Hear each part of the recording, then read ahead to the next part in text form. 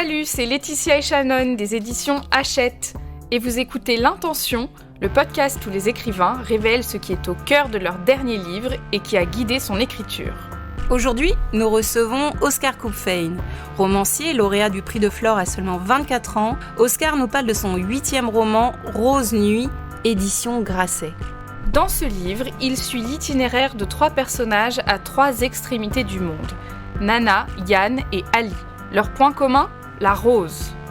Dit comme cela, on pense que c'est fleur bleue, mais c'est tout le contraire. Cette rose, c'est celle qui détraque le corps de Nana, cueilleuse en Éthiopie pour un salaire de misère. Celle que Yann achète à bas prix dans un hangar à Amsterdam et qu'Ali récupère enfin pour s'efforcer de la vendre aux couples qui s'enlacent dans les restaurants de Paris.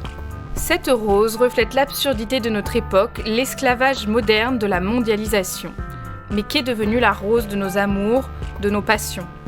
Oscar Kupfein déflore ce vieux mythe pour faire éclore une vérité obscure, celle d'une rose nuit. Mon titre de travail était Sorbet Avalanche, qui est une variété de roses qui est présente dans le texte. Et donc je trouvais ça très drôle d'appeler ce livre Sorbet Avalanche. Et finalement, ce nom-là ne rendait pas, je crois, quelque chose de l'idée que je voulais faire passer à travers ce texte. Et Rose Nuit, en revanche, marchait beaucoup mieux, puisque, en gros, l'idée de contrer l'image de la rose très rouge, très pure, très amoureuse, très romantique, et plutôt de parler effectivement de la face un petit peu sombre, si je peux dire, de ce commerce-là. Alors, il y a 3 personnages effectivement dans mon roman. Nana d'un côté est cueilleuse en Éthiopie, dans la vallée du Rift, dans une de ces serres colossales où on cultive et on fait pousser les roses de toutes les couleurs, destinées à être vendues en Europe.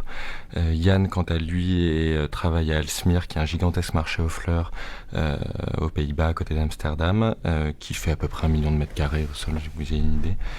Et donc lui achète et revend des lots de fleurs pour des clients belges. Et enfin, Ali, le 3e personnage, qui est le dernier maillon de cette chaîne, lui vient du Bangladesh et il vit à Paris et il propose des fleurs en les vendant à la sauvette devant les terrasses des cafés et puis dans la rue le soir, d'où la nuit de la rose. Première intention, parcourir les marges. J'ai commencé à vouloir écrire sur les vendeurs de roses au début, parce que je les observais, un peu comme nous tous, si on vit dans une grande ville européenne. Et ces hommes-là me fascinaient, parce que je voyais une sorte, un peu comme une armée secrète qui se promène la nuit dans Paris, et puis il y avait la solitude, la promenade. Bon, il y avait pour moi un petit peu de matière romanesque. Donc j'ai discuté avec certains de ces hommes, et puis là je me suis rendu compte de la réalité un petit peu plus dure de leur vie. Et donc le côté romantique c'est tout de suite un petit peu affaissé, enfin a pris un sacré coup même, je veux dire. Et effectivement, c'est en me rendant compte de cette réalité-là que j'avais pas tout de suite imaginé, même si peut-être que je m'en doutais, mais peut-être que j'avais pas voulu voir. Là j'ai décidé d'essayer de remonter un petit peu le fil. L'idée de ce livre effectivement était de parler de 3 mondes qui certes sont reliés par cette rose, mais qui finalement sont imperméables les uns aux autres, c'est-à-dire qu'ils vont pouvoir se frotter, peut-être se cogner parfois, mais il n'y aura jamais de communication entre les personnages, et donc effectivement ils sont chacun marginaux et dans la société, et même les uns par rapport aux autres. Les idées comme ça de romans, moi je sais que je vais en avoir plusieurs, c'est-à-dire que j'en ai 4-5 en tête, et certaines disparaissent avant même qu'on les écrive, et puis d'autres restent quelques années, donc là on se dit, ah oui, tiens, il y a peut-être quelque chose à faire. Non pas que le livre soit forcément bien ou réussi, mais je veux dire que l'idée en tout cas nous habite suffisamment pour qu'on décide d'y passer autant de temps et autant d'énergie. Deuxième intention, décrire la violence de la mondialisation. Je ne sais pas si j'ai réussi, mais en tout cas, le but, effectivement, était de parler de ces mondes clos les uns aux autres et d'une certaine violence de la mondialisation face à des destins individuels. De parler des rouages du travail dans des conditions, dans des pays très différentes, c'est-à-dire que Ali, dans les rues de Paris, est clandestin, ne va pas du tout avoir la même vie que Yann aux Pays-Bas, qui lui est cadre supérieur. Et malgré tout, j'ai l'impression qu'ils sont broyé, ou en tout cas attrapé par un certain engrenage qui est, je crois, assez propre à la mondialisation et au capitalisme. Ouais. Et j'ai commencé au début à discuter avec les vendeurs de roses que je voyais à Paris, puis j'ai habité à Bruxelles et à Rome aussi, et finalement je discutais un petit peu avec ces hommes qui avaient, je vais pas dire tous le même destin, mais tous quelque chose de commun dans leur parcours et dans leurs aspirations. Et puis en m'intéressant à l'objet même et donc à la rose, donc en me demandant d'où elle venait, donc c'est là que je me suis rendu compte qu'elle transitait par Aalsmeer. Alors là j'y suis allé, bon c'est assez simple de visiter le marché aux fleurs d'Aalsmeer, il y a même des groupes touristiques, on peut prendre des visites guidées, voilà, donc bon, j'y suis allé comme ça, en voiture, et puis je voulais faire la route, parce que c'est la route aussi des camions réfrigérés qui transportent ces fleurs depuis Aalsmeer jusqu'à Rungis pour la France. Et l'Éthiopie a été un petit peu plus compliqué d'accès. Alors il y avait une guerre civile en cours dans le pays, on était en plein Covid, voilà, j'ai pas mis toutes les chances de mon côté, mais bon, j'ai réussi à y aller, et là j'ai rencontré par des personnes avec qui je parlais, je m'arrêtais à côté, quand je voyais des serres de roses au bord de la route, je m'arrêtais, j'essayais de trouver le village à côté, je discutais un petit peu avec les gens qui comprenaient pas trop pourquoi je m'intéressais à ça. Et donc j'ai rencontré des cueilleuses avec qui j'ai discuté, qui m'ont raconté leurs conditions de vie, voilà. Puis des hommes qui eux mettent les pesticides, puisque c'est très genré, c'est-à-dire que les femmes vont cueillir et les hommes mettent les pesticides.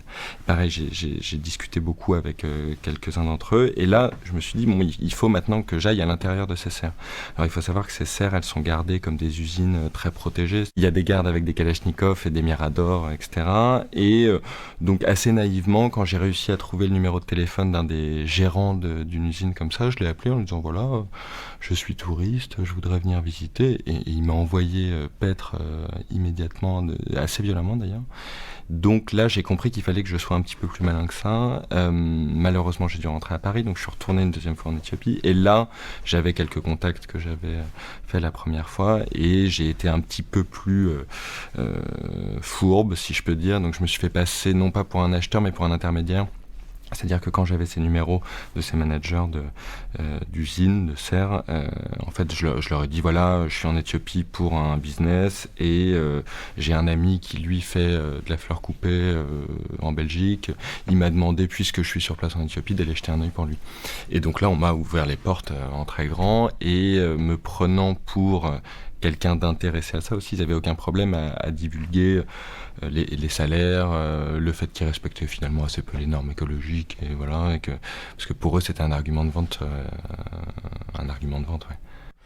Je me souviens d'une rencontre avec une femme qui était cueilleuse à côté de Bishoftu, donc qui a 1h30 de route d'Addis Abeba en Éthiopie, et qui, elle, voilà, je bois un coca avec elle, et puis je lui pose plein de questions sur son travail, et puis elle comprenait pas trop pourquoi je m'intéressais à ça, et elle m'a vraiment posé la question, elle me dit, mais en quoi ça vous intéresse, je comprends pas. Et donc je lui explique que c'est dans l'idée d'écrire un livre, et là elle me dit, ah oui, mais moi j'adorais lire, voilà, elle commence à me parler de la lecture. Et puis je lui dis, ah mais vous adoriez, pourquoi vous le faites plus, je sais pas, je me disais, ça se trouve c'est un manque de moyens pour acheter des livres. Et elle me disait qu'à cause des pesticides, en fait, elle n'arrivait plus à lire, elle pouvait plus voir, quoi. Elle avait 26 ans, je pense. Troisième intention, écrire un livre d'un genre nouveau, le roman-reportage. Je me suis aperçu, oui, que j'aimais beaucoup le reportage. Donc je me demande si je vais pas essayer d'en faire plus. Même si le livre n'est pas un reportage, mais je veux dire la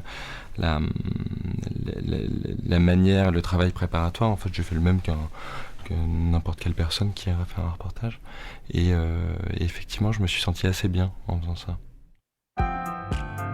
Conversation fictive.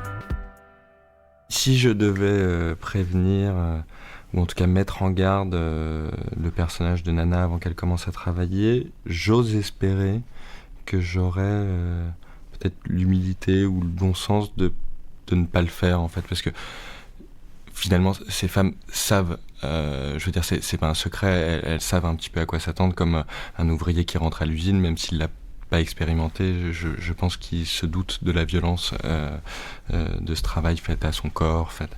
Et puis il y a un tel décalage, si vous voulez, moi, entre nos modes de vie en Occident et le leur là-bas. Moi, les cueilleuses que j'ai rencontrées, quand je leur demandais si ce travail leur plaisait, j'ai vite compris qu'en fait ma question était absurde.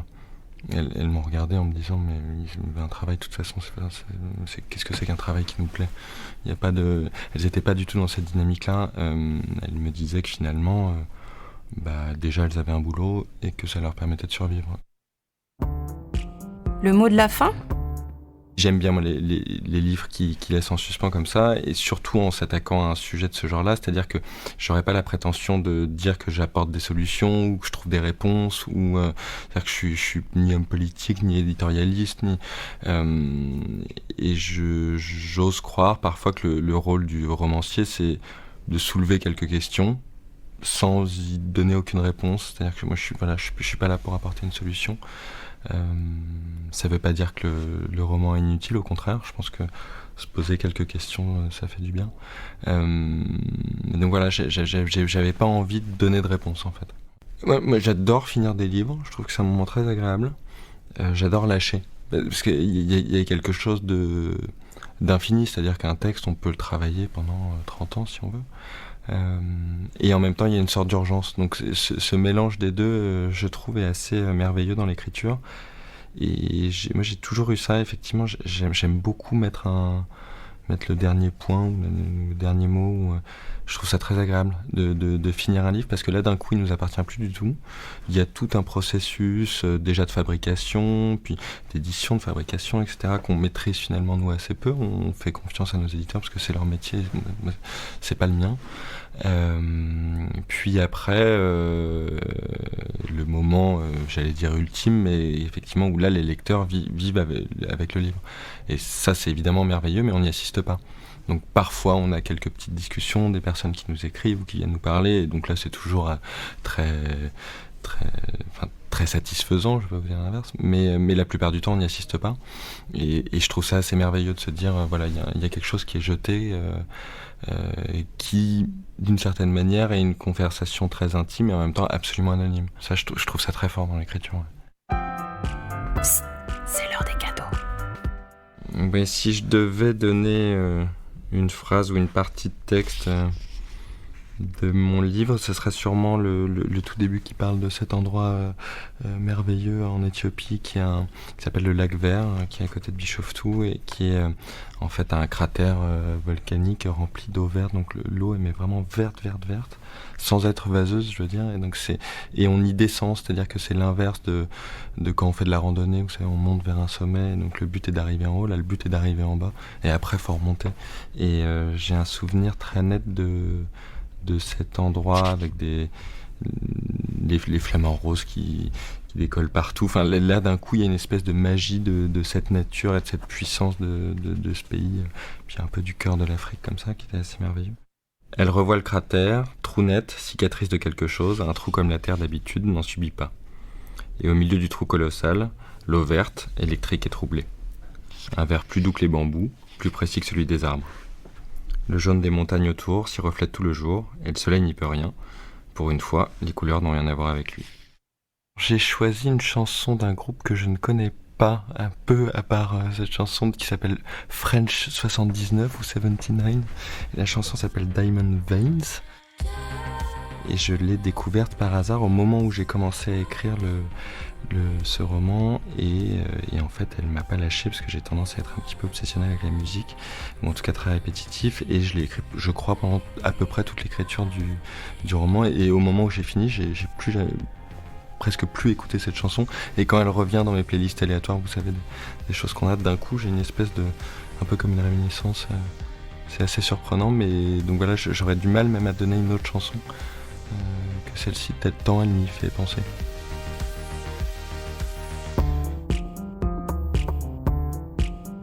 C'était L'Intention, le podcast des éditions Hachette où les écrivains de fiction, de non-fiction, de BD et de jeunesse révèlent l'intention cruciale au cœur de leur dernier livre. Si cet épisode vous a plu, faites-le savoir en nous envoyant des cœurs, des commentaires sympas et des étoiles. Et on vous retrouve bientôt pour un prochain épisode.